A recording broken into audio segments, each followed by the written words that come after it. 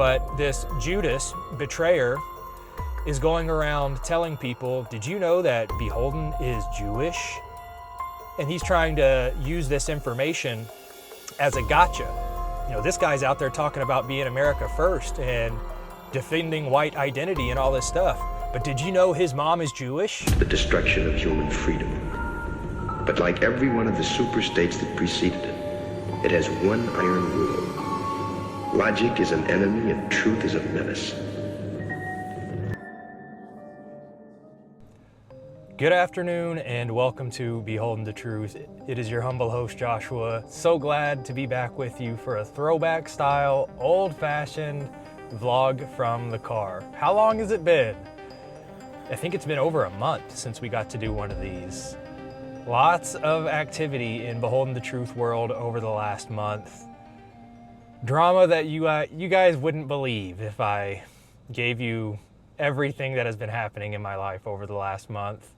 And I would like to share some of those things. However, I'm not at liberty to discuss those things right now. So I'll just say some prayers for me. Your boy's over here fighting for the mission, okay? Life and limb. And I'm not exaggerating. It's something, like I said, hopefully we'll be able to share a lot more about these things in the future, but I genuinely am not at liberty to discuss these topics right now. I can say, if you have been contacted on Instagram or other social media platforms with allegations from people suddenly popping up with slanderous accusations about me, about Beholden the Truth, then I would say be very cautious with your interaction with those people. If you appreciate my work and you have a level of trust from having watched my work over the last 4 years, hopefully you already know that these people are seeking to do me harm through any tactics under the sun, flat out deception, whole cloth fabrications, stories, malicious intent, lies.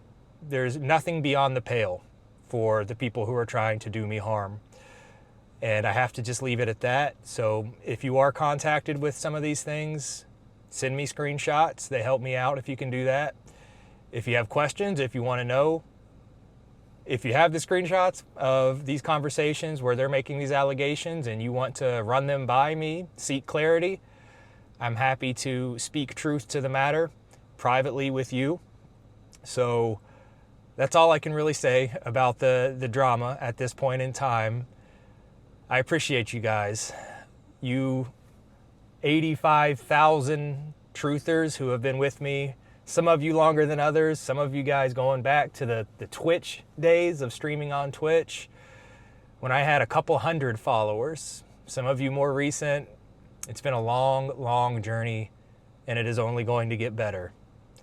God is opening up a new chapter in Beholden the Truth and in my personal life. I don't know exactly what's on the other side of that door yet, so I'm excited and I'm optimistic. And as the Serenity Prayer tells us, that we should embrace every hardship as an opportunity. So that's all I have to say about that matter. But there is a couple of other things on my mind today that I want to sit down and talk to you guys about. Some stuff that I shared on my Instagram stories. In the meantime, if you would like to support me dealing with this attack, you can support Beholden the Truth and me personally by getting yourself an anti-Zog tank top, hoodie, t-shirt, whatever from the merch store. It's on beholdenthetruth.com. You can subscribe to my Substack, get yourself a monthly subscription. This stuff is not profitable for me, not remotely, and it won't be for years, and it hasn't been for years. Any proceeds that I get from the meager ad revenue, we're talking like $25 to $50 a month from YouTube. From the merch store sales, we're talking $100 a month, maybe. From the Substack revenue, $100 a month. You know, add all that up together, that doesn't even offset my monthly bills to run the company. And then you get into the matter of capital investment, cameras, MacBooks, other equipment. And then you get into the matter of risking my actual career, the career that I spent 20 years building, the career that is under attack right now. that pays me, I don't know, $200,000 a year. Does that sound like a lot of money to you guys? Does that sound like a substantial risk? How many other people do you know are willing to lay their life savings on the line, their home, their career that affords them to be a millionaire if they just stick it out for a few more years? That would be my fate if I just buried my head in the sand, didn't talk politics, didn't name the tribesmen, didn't stand up for white people, didn't talk about the gynocracy, didn't talk about the principalities who have captured this world for a long time. I could have it pretty easy in my life, honestly. If I was just a normie and I just kept my mouth shut, things would be much more simple for me. But I can't help it. I'm beholden to truth. That's the whole reason the platform is named that. You know, like when I got red-pilled fully 4 years ago to the urgency of these problems, white genocide, Jewish influence in our nation, feminism having destroyed the social fabric, the gender dynamic, the population itself, couldn't sit silently and allow these things to unfold. And I knew from day one, having studied Nick's 8-year trajectory, that there was a lot of pain coming my way. And I didn't always know through what attack vector it would come.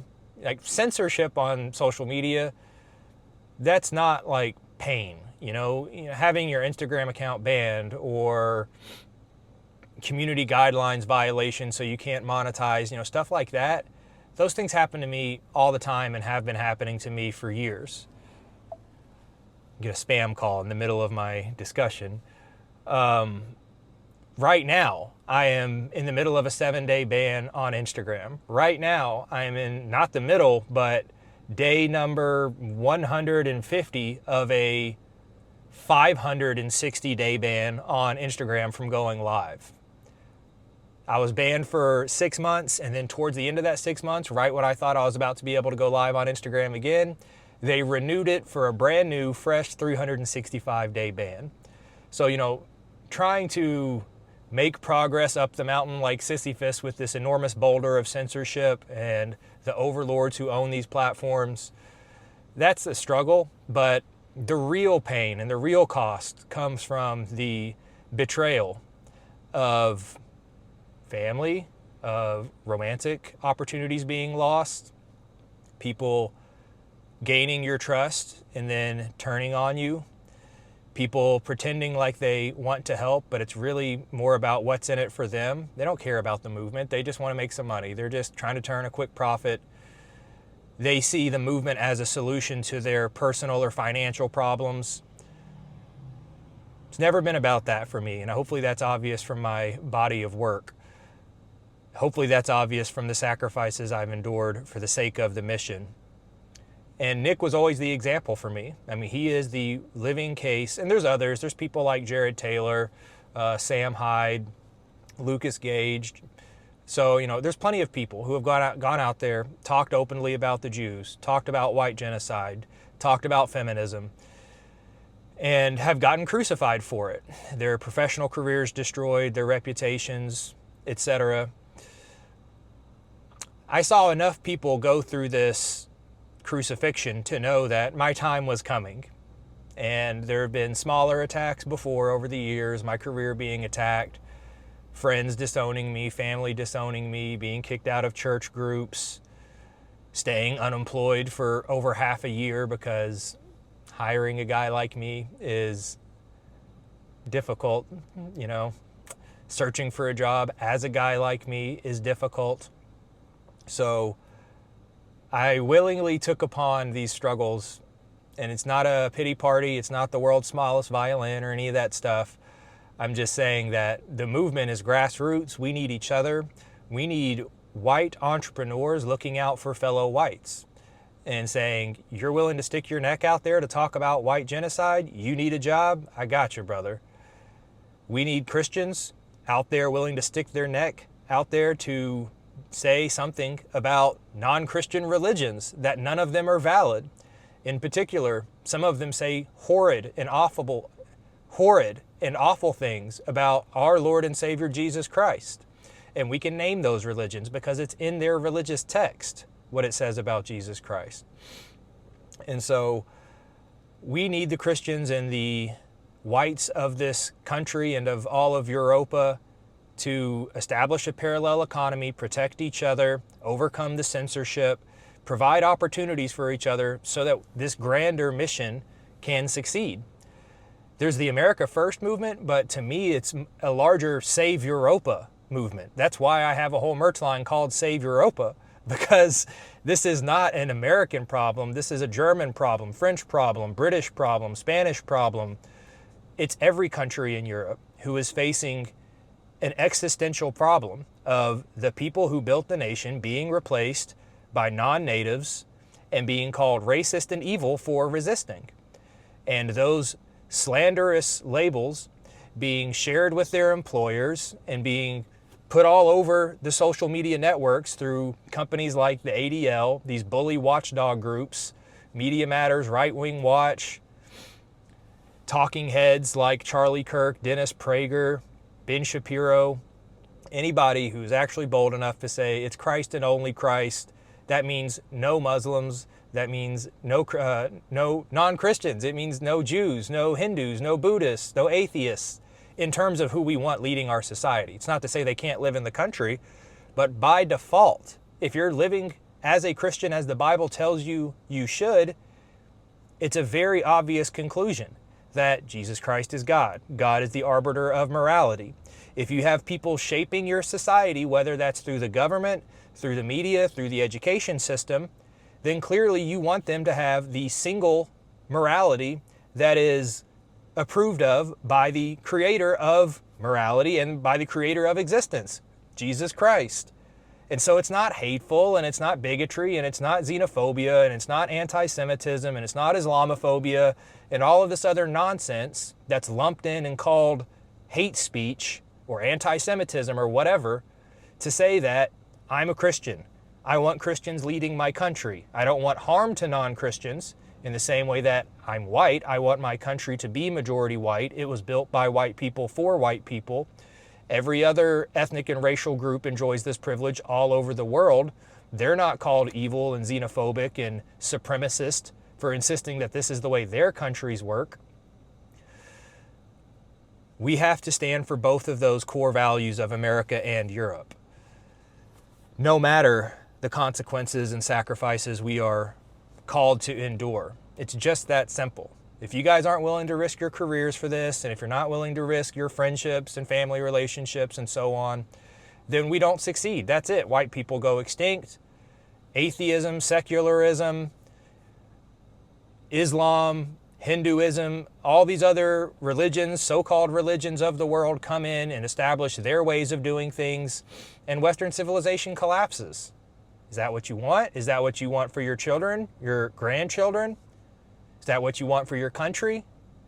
This stuff is really not that complicated. You got to have some courage. You have to be willing to take some risks. I've tried to live by example. I looked at other people living by example and I said, I want to be as courageous and as foundationally tied to the truth as possible. And so that's what I went out and did for the last 4 years. And the blows keep coming, and I'm okay with that. It's not going to stop anytime soon. Jesus told us this is exactly how it's going to be. John 15:18, if the world hates you, know that it hated me before it hated you. For if you were of this world, the world would love you as its own. But it is because I chose you out of this world. That is why the world hates you. Does that sound familiar? Have you read your Bible? Did you know that verse? Did you know that Jesus said when you go out and stand on truth, just saying things that are true, such as Jesus Christ is God, or men and women have different roles in society, in the church, in the home, and that race is real. It's not a social construct. After the Tower of Babel, God divided the nations, aka the peoples, into different geographies and drew borders around them and told them not to mix. Everything that I stand for is 100% biblically unimpeachable, and thereby morally unimpeachable. And still, I have to endure this fallen world's attacks day after day. Meeting the people that you actually want to meet this day and age is basically impossible. Well, I have a solution to these problems. you're wearing your anti-Zog merchandise, that cutie from across the gym, she knows what the Zog is. She knows that Save Europa is code for white genocide. Or if it's somebody of the same gender, boom, you just got yourself a new best friend. This is your opportunity. Everybody's always complaining about how hard it is to find people who know what's really going on. Well, this is it. This is how you broadcast those beliefs to the world. So that's just me venting, letting off a little bit of steam. You know, it has been a while since we sat down and had a conversation like this. So thank you for listening. I told you there's a couple of headlines that I want to go over on my Instagram here. So let me take a swig of this pre-workout. I forgot my usual spiel, you know, hanging out in the mobile office, sipping our pre-workout, getting caffeinated, ready for an arm day here in I don't know, about 30 minutes when we wrap this up.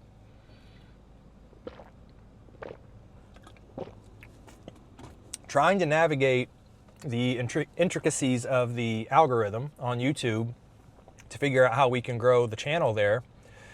It was a big unlock for us to get to the point of being able to host a merch store on YouTube and enable streaming ad revenue.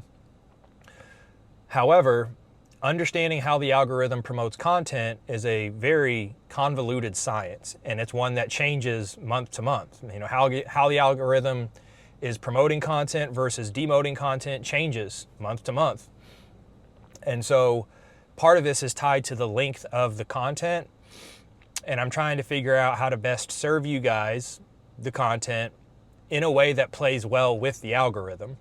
And what I mean by that is I personally love sitting down doing long format discussions. If you've watched my channel for any point in time, you know that. I like to sit down for 30 minutes, 45 minutes, an hour, maybe 2 hours, and just go super deep on a number of topics, the usual topics being white identity, Christian culture, sometimes the fitness lifestyle, and there's a lot to say when you're covering the political news wire or doing apologetics. And those conversations can't be had in 5 minutes, and they certainly can't be had in viral 60-second clips. And so that's why all of the content I've served on my platform, for the most part, has been lengthy, you know, minimum half an hour, oftentimes an hour or more. The problem with that is, just looking at it from an algorithm perspective, is that if somebody only watches the content for 3 minutes or 5 minutes or something like that, well then 3 minutes of a 60-minute video is 5%. Right? They've watched 5% of that upload. Whereas if you watch the first 3 minutes of a 10-minute video, then that is 30%. And one of the metrics the algorithm uses to decide if it should uprank stuff and show it to new people is the percent of the individual video that the watcher consumed. Did they watch 1% of the video or 50% or and so on? And so just due to the nature of publishing longer uploads, somebody that tunes in for 3 minutes or 5 minutes or whatever, they may tune out not necessarily because they weren't enjoying the content, but because they don't have time to watch an hour-long video.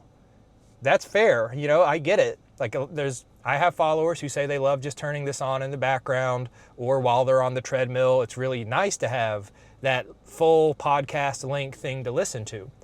But I think more often is the case, this is just go on YouTube and you'll see this yourself. Typically the content that's doing much better than these, you know, I would say super long videos is the single subject oriented kind of videos. So whether or not I have to take these long format discussions and cut them up into, all right, for this 15 minutes, I talked about this subject. For this 15 minutes, that's a separate video. And then maybe I publish the whole video over on Substack as an exclusive for my members over there to see it fully uncut, you know, the whole episode, beginning to end. That's going to be the model, I think, just to try to play well with the algorithm. You know, we have to do what we have to do in order for our follower count to grow on YouTube.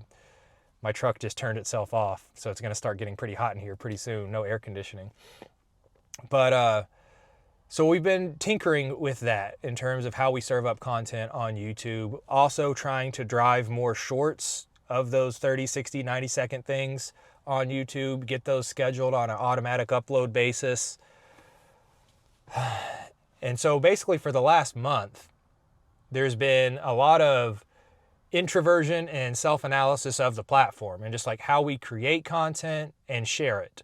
What's the best way to do that to try to swim with the stream rather than against it? Because we're already swimming against the stream in terms of censorship and the subject material of the content. That's not helping us by any means. And so we're also out of sync with simply the length of the videos. Then that's something we can control a bit better. We have to talk about the subjects we're going to talk about. There's no point in me running a platform to do the Matt Walsh show and talk about how stupid it is that Snow White or The Little Mermaid was recast as some minority. You know, like if you want goy slop, then go watch one of those channels. But I'm trying to figure out the right balance for all those things. So I'm going to do my best to serve you guys the content in several different forms. Long format on Substack, single subject videos on YouTube. This is a lot of work. It's a lot more time in the editing suite. It's a lot more time creating thumbnails and uploads and all that. But I think it's going to be worth it in the long term. For the time being, Beholden the Truth is a single man operation. Again, for a very brief time, I had an employee helping me with some of that workload. That is no longer the case. So it's back to just the Josh show. And it's been that way for 99% of the 4 years. So this is nothing new to me. Frankly, I had to really slow down and do a lot of hand holding to try to work with somebody else in getting this content filmed, edited, uploaded. And that really slowed me down over the last month. I thought it was going to be a good investment in the long term. Obviously, I was wrong. And so now we're just going to get back to the standard cadence of we record content wherever we are, okay? If it's going to be a car vlog, if it's going to be in my home studio. We did do some investing in terms of equipment. We got these nice DJI mics here. And at home, I got a nice Shure studio recording mic. So that content's going to sound nice, crisp, deep, I'm looking forward to just giving you a better product in every way. The visuals, the audio, hopefully in the right length content, lots of stuff going on. So this is all just catching up with you guys. I miss you. I promise I've been working on the stuff. The bans don't help. The betrayal by people inside the movement doesn't help. Some of the personal pain and disappointment of that is obviously weighing on me, but I say the serenity prayer every day, and I have for years. Lord, grant me the serenity to accept the things I cannot change, the courage to change the things I can, and the wisdom to know the difference. Living life one day at a time, enjoying each moment one moment at a time, accepting hardships as a pathway to peace. Taking, as Jesus did, this sinful world as it is, not as I would have it. Trusting that he will make all things right if I surrender to his will, so that I may be reasonably happy in this life and eternally happy with you in the next. Amen. So that'll be 2 times today. I'll say it again when I go to bed tonight. But the serenity prayer is everything. I mean, if you don't know that, if you're unfamiliar with it, if all you know is that intro verse, grant me the serenity to accept the things I cannot change and the courage to change the things I can. A lot of people know that, and it's kind of become like a throwaway phrase. Hey man, just focus on what you can control. You need to know the whole serenity prayer, everything that I just went through. Accepting hardships as a pathway to peace, beautiful advice, critical advice for you. I have a lot of hardship in my life at the moment, but I know it is the pathway to peace. I've had plenty of hardships, plenty of bad chapters in my life, and every single one of them set me up for something better in the future. And so that daily reminder is your anchor to bring you back to just, hey, all I have to do is put my trust in Jesus Christ. He's going to sort these things out so long as I am pursuing his will, defense of his kingdom here on earth, so long as I'm being an honest man. I'm not telling lies. I'm not hiding things from people. I'm not setting plays. I'm not trying to take advantage of people. I know people who don't have the ability to say those things truthfully. I know them, and I feel bad for them. I pity them because they know God's judgment is coming. They know that they are dishonest. They know that they have hurt people for the sake of their own benefit. And what can I say? you reap what you sow. And so I am just sowing the seeds. I am doing what I am told, the mustard seed. I am standing on truth. I don't hide even the things that are controversial about myself. For that matter, I don't know if we're going to get to the Instagram stuff today. There's so much to talk about. But here's something that I want to share with you guys. I've shared it before on previous episodes going 4 years back. I've talked about it in live interviews before.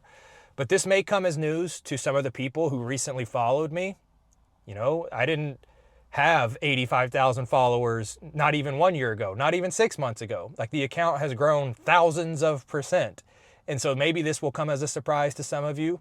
If it disappoints you or somehow it changes your perception of the work that I've done that is documented for years and years now, I can't change how you interpret this information, but it is true, and that's not something I hide. And as I said, I've been on the record about it for years.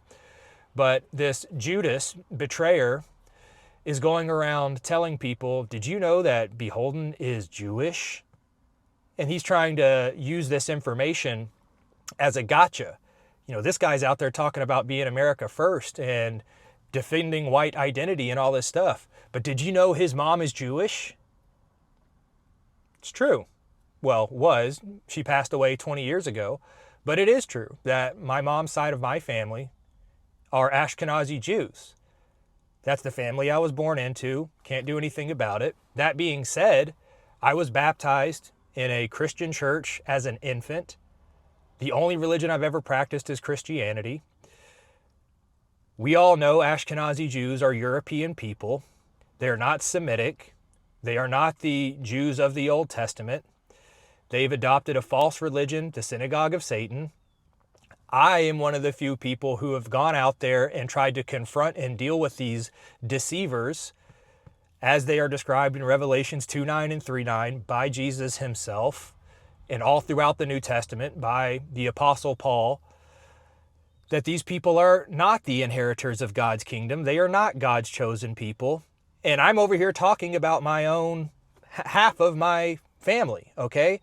So I don't want to hear it. This is the same as people talking about Nick Fuentes being an illegitimate leader of America First because he's 25% Mexican. Oh, okay, disqualified. Never mind his life's body of work of standing for white identity and putting himself on the cross and being financially destroyed, reputationally destroyed, subversive Judaizers infiltrating his movement and betraying him. Never mind everything he sacrificed and paid for the movement. His grandfather was Mexican, and therefore you can't trust him. Okay, so my dead mom and the family that I have that don't talk to me, who have disowned me because I talk about the Jews, yeah, that's a reality. As I said, I can't change it. I've confessed it a long time ago because I knew if my platform were to grow and reach tens of thousands, hundreds of thousands of people, at this point we're clocking 10 million views per month. I knew if God would bless me with the protection and the providence to have my message and the platform grow, then this would come up. I'm not an idiot. And so I got out there from the very beginning. I have followers who have known me since the beginning who will confirm to you, yeah, Beholden has talked about this subject before. He's talked about the fact that his mom was Jewish. If you wanted to get into squabbling about how do we actually even define if somebody is Jewish, well, right now they say it's matrilineally passed on through the mother side of your family. That wasn't historically the case. This changed in the 3rd century. In the biblical times, being Jewish was determined by the father side of the family. And it was obviously the Semitic people, not Eastern European people. And it was determined by the laws of Moses and the Torah and practicing ancient Israel's religion, not rabbinic Talmudic Judaism, post-temple Judaism.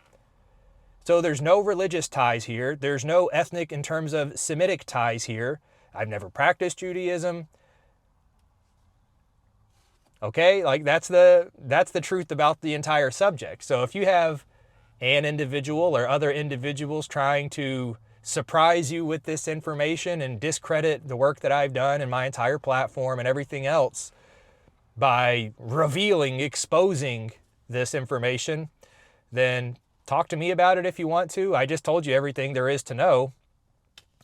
Yeah, I wanted to hit on that subject because I think that probably was new information for some people that they didn't know. They haven't been along for the whole journey.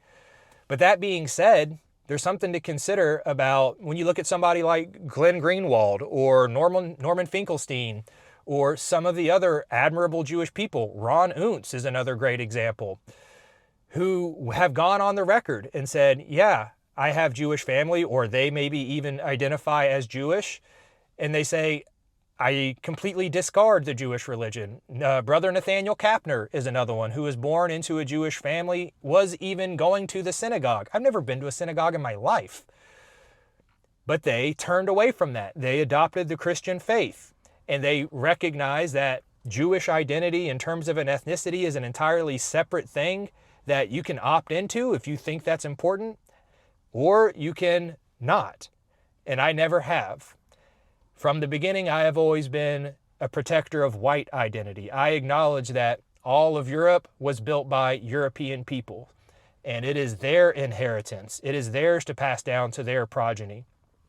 The Greco-Roman Empire that created our governmental models, economic models, our educational institutions, the technological advancements, everything that spread throughout Europe, eventually into the New World, all of the colonialist states.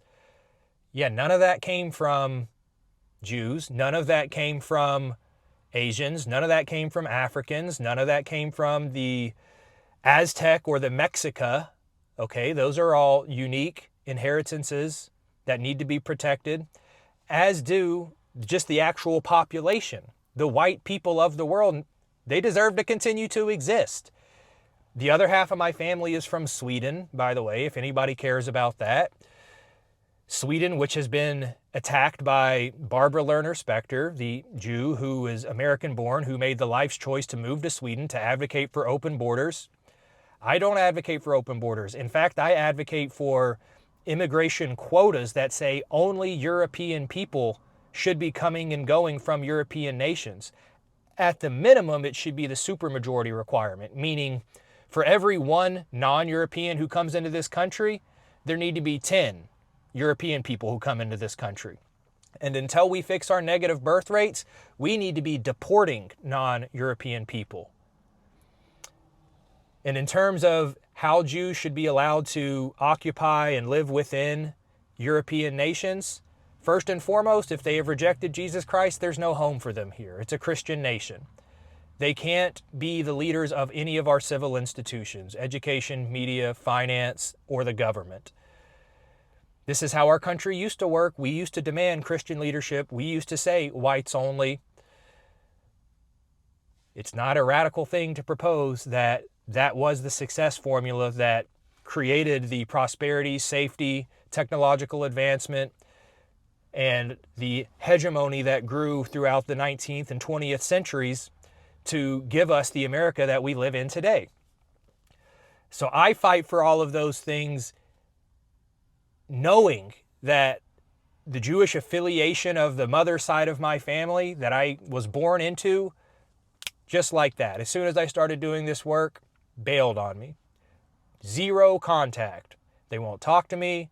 They don't want any contact with me. And that's fine. I get it. I genuinely do. Their Jewish identity is important to them. They have chosen to reject Jesus Christ. They don't want to hear the mission from me. They don't want to hear the gospel. I can't do much more than that. What I can do is focus on the other 99.9999999% of the world who are not the mother side of my family. So that's that subject. Is there anything else that I should go over here? I'll hit on one news topic here just to be honest, because I did promise you guys I would give you a little bit of commentary on the newswire, not just overshare the struggles of maintaining Beholden to Truth and the difficulties it imposes on my life. Let's go to my stories on Instagram and click to this Twitter post by Chris Langan. So Chris Langan, if you don't know that name, is oftentimes referred to as the smartest man in the world as measured by IQ. And so he posted this right here. It's a little bit of a long post. I'm going to read it to you and then provide some commentary. Ever hear of Tom Alexandrovich? He's a senior executive of the Israeli government who heads up a division in Israel's National Cyber Directorate, working directly out of Prime Minister Netanyahu's office. Mr. Alexandrovich sports a long and impressive resume, which states that he oversees artificial intelligence-driven cyber operations, including, quote, disinformation, social media monitoring, and content control. His division submits takedown requests to this platform, X, and others. It seems that Tom, here in the United States to attend the Black Hat USA 2025 Cybersecurity Conference, was recently arrested in Las Vegas in a pedophile sting. After posting a $10,000 bail, he was allowed to return to Israel without so much as invoking diplomatic immunity. He was allegedly not formally charged, but this seems inconsistent with the need to post a $10,000 bail. 6 other individuals were arrested at the same time. According to a recent video by online journalist Kim Iverson, Grok, the artificial intelligence service of Twitter, aka X, was queried about Alexandrovich and confirmed his involvement in the pedophile sting. Ironically, it was Tom's own cyber directorate that was responsible for deplatforming and then emergency lobotomizing the disoriented and possibly disgruntled AI chatbot after it had made forbidden, quote, Gaza genocide remarks aligning with patterns of pro-Israel influence. According to Iverson, Zio bankster-controlled Israelis control not just the banks, the media, and the government, but things like cybersecurity, cyber intelligence, and artificial intelligence. She states that Tom's LinkedIn page, which is now hidden, featured the following quote, 2 things you can't escape at Black Hat 2025, the relentless buzz of generative artificial intelligence and the sound of Hebrew in every corridor. The future of cybersecurity is being written in code, and it seems a significant part of it is being authored in Tel Aviv and powered by large language models. It's an exciting time to be in the field, if you're an Israeli. The tweet continues. This is still Langen's tweet. Miss Iverson is careful to deny that she is asserting the existence of a definite conspiracy. However, it is common knowledge that in huge telephone and internet switching stations right here in the United States, all traffic is routed through special electronic detours to secret compartments in which phone calls and internet conversations by U.S. citizens can be eavesdropped and recorded on a warrant-free basis. These detours and compartments are controlled by the NSA and possibly other intelligence agencies, including the FBI. I'll go a little further. What I strongly suspect is that such intelligence organizations include the Israeli Mossad, and that Tom and his friends in Israel can monitor and record the calls and conversations of American citizens at will, rerouting and or interdirecting them wherever the urge strikes them. Obviously, this would be totally inconsistent with the Fourth Amendment of the United States Constitution, which, if not for the technological immaturity of the Founding Fathers, might have listed citizen cybersecurity as an inalienable right. What this suggests is that our access to basic constitutional rights as Americans is decided not in the United States, but in Israel. So, why haven't most of us received our American-Israeli dual citizenship papers? Despite being a natural-born U.S. citizen, I don't even have a U.S. passport.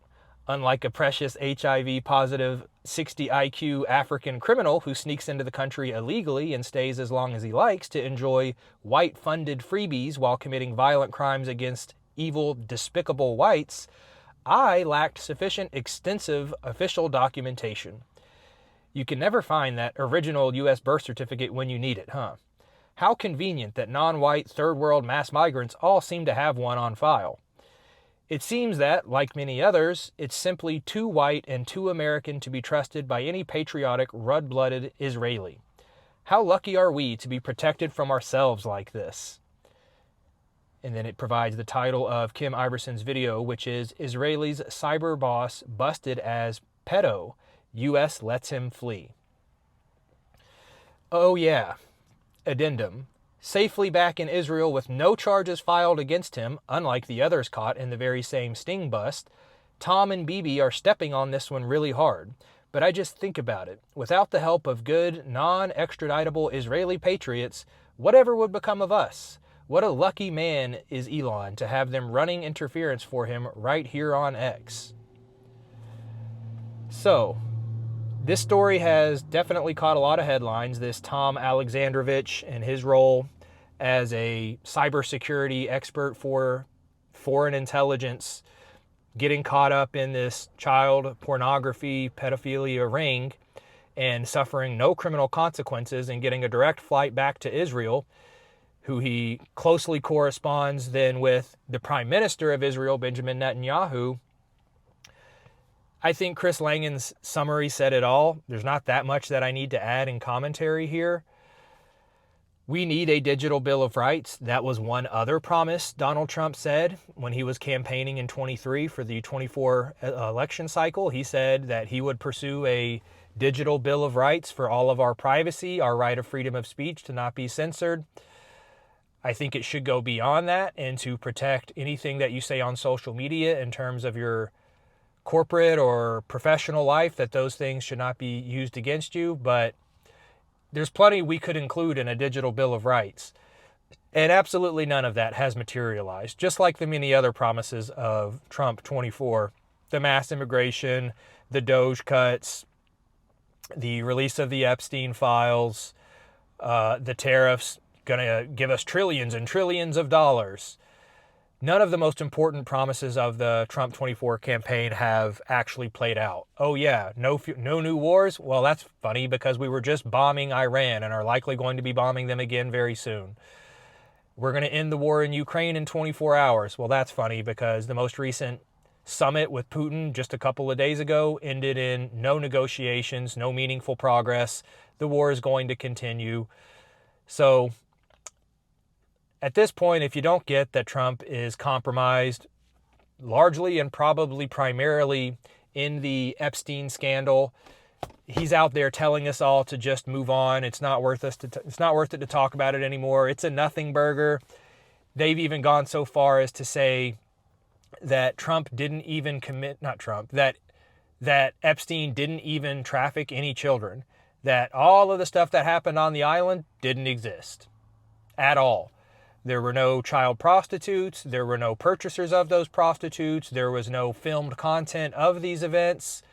The only thing related to child pornography and Epstein that can be said is that this guy had on his hard drive a bunch of child porn that he downloaded from the internet. That's it.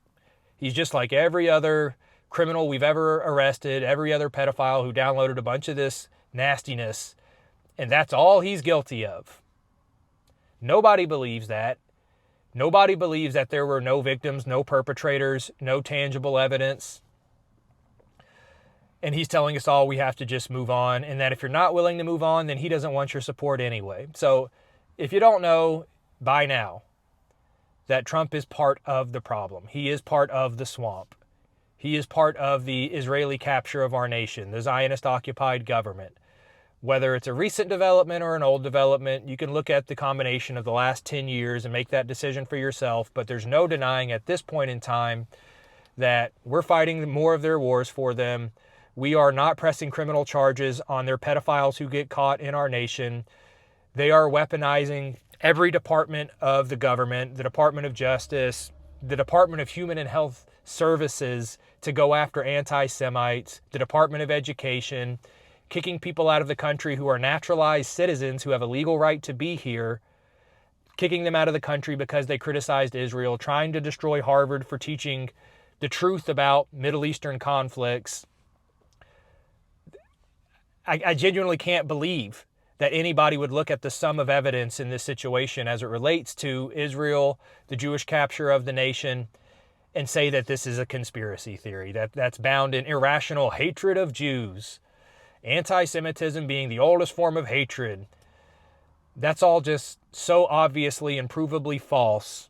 If you're skilled in any regard whatsoever with pattern recognition, looking at the body of evidence, researching AIPAC, researching JFK and what he stood against, do the homework. So this story about this guy the most recent case of pedophiles being caught, Jewish Israeli pedophiles being caught, sent back to Israel to escape persecution. That's not new. Just look it up. Look it up on Google. Look up the right to return for pedophiles in Israel.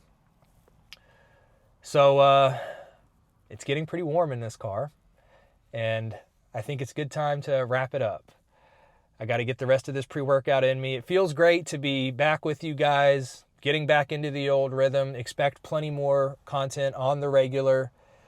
It's just us now. Again, no employees. It's Josh, the sole single proprietor of Beholden the Truth, LLC. We got a lot of work to do. We got whites to save. We got Christendom to protect. And we're going to have to pay some pretty significant tolls along the way. I'm trying to live by example. As I talked about for the first half of this episode, Nick has gone out there and lived by example. People like Kanye have gone out there and lived by example. Jake Shields, Dan Blazarian, Andrew Tate.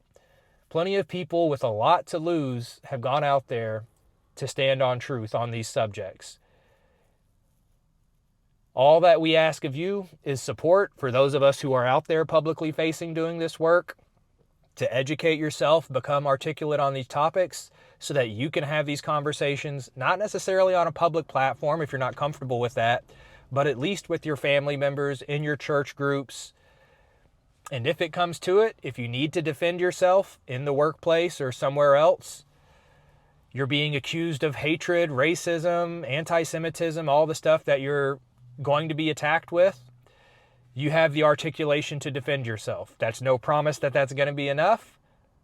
You got to be willing to possibly sacrifice. But at a minimum, starting with education and articulation will be your insurance in most of those cases. I know this personally. I know personally that it's not always enough, but I also know personally that it has been enough in many cases, and it has saved some relationships. As many as it has costed, probably not. But the ones that matter the most, the people who are still in my life, who love me, the amazing friends that I have made through Beholden the Truth. Guys like Pine Sap, for example. Guys like Jeremy from J Slay USA. Guys like Hayden over there at Woman Propaganda. These guys are legit, okay? These are people who know what's going on, for one. That's kind of obvious. But they have good discernment. They know deceivers, betrayers. They understand what's going on with the people who are working from within the movement to do it harm, who are only there to improve themselves and enrich themselves, and by extension are just a flat-out danger to America first. They know. There's a lot of good people in this movement. There's people working from within to destroy it. Whether that's orchestrated, intentional. I've talked before about, what is that guy's name? Cass Sunstein, the author of the 2008 paper Conspiracy Theories, and how the government taps radical individuals and nudges them into these conspiracy theory groups to cause discord and division. That is organized, orchestrated by the government to undermine the movement. That does happen. There's also just bad people who are selfish, greedy, malicious. I could say other things. Shitty people who will be judged when the time is right. So stay sharp. We got snakes in the garden, okay? Stay sharp. Use your discernment. If you have questions about anything related to my platform, anything you've heard, I have no hesitation to talk to anybody. I'm happy to have those discussions. Until then, you guys, please do support the platform. I need some protection right now, okay? I got a lot on my plate, and things are not good. They're not going to get good and better for a while, but in the meantime, we can do some damage control with your support for the platform. The merch on beholdenthetruth.com, Save Your Opa apparel. We have the anti-Zog line right here. Your Ascension supplements. There's the Masterclass, Achieving Physical and Spiritual Mental Mastery. That's published as an ebook. It's going to get packaged as a larger masterclass. And then there's the Substack where you can help out. You get the full-length, unedited, uncut, long-format videos, documentaries. Plenty of ways to help the platform. So Until next time, you guys, I appreciate you. Glad to be back. Love you guys. America first, and Christ is king. The few brave men who have actually tried to go out and do something about white genocide or talk about Jewish influence, the Zionist-occupied government, we all know that they get crucified, their careers get destroyed, and so we need to find ways to support each other. One of the ways that I have done that is by creating my Substack, where there are exclusive early access to documentaries, my weekly vlogs, there are ebooks there. There's even an opportunity to set up a one-on-one 30-minute Ask Me Anything if you'd like. All of the proceeds from my Substack, from my YouTube channel, from the merch gets reinvested in the platform. I use that to pay my employees. I use that to buy the equipment that I need, the cameras, the lights, the MacBook, all the books, all of the software, pay for marketing, everything else, but also it protects my literal life. So if you want to help out, please do head on to Substack, get yourself a subscription. Thank you. I appreciate it. America first, and Christ is king.